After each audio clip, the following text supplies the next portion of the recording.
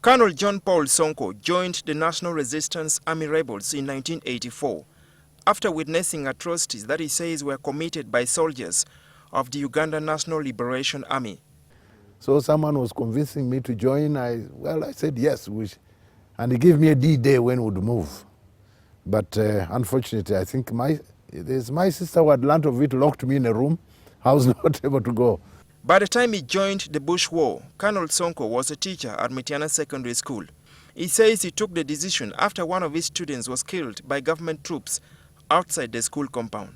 I was so touched and annoyed. And I remember telling my friends by then that if they can kill this child in cold blood like this, how about me and adult? His early contributions may not have been heard by many, but he later won acclaim for helping to rehabilitate children rescued from the Lord's Resistance Army rebels. We had to relate with several organizations that relate with children, like Save the Children, UNICEF. With that spirit and that in mind, most of our soldiers came to love the issue of rescuing the children and making sure that these children are rehabilitated and eventually reunited with their families. He also says the army is working to ensure the safe return of children who are still with the rebels.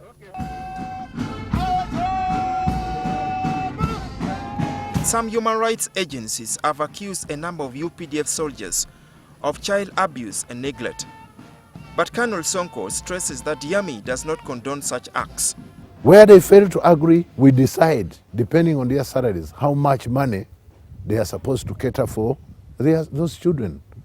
And they would write an agreement, they sign it, that money is deducted from their salary every month to go towards the care of their children. The UPDF colonel believes parents should play a more active role in ensuring the well-being of their children. It used to be a responsibility long ago for every adult. Wherever you find a child, treat him or her and discipline him or her as if he was your own when you find him in a mistake. But today, people tend not to care. Colonel Ssonko also studied law at Makerere University in the mid-90s.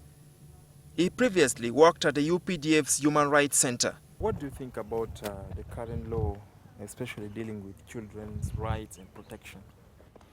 Yeah, the current law is not really very bad, but there is a lot lacking, especially the area of child adoption. I think there are some loopholes when it comes to child adoption. They need to make some changes.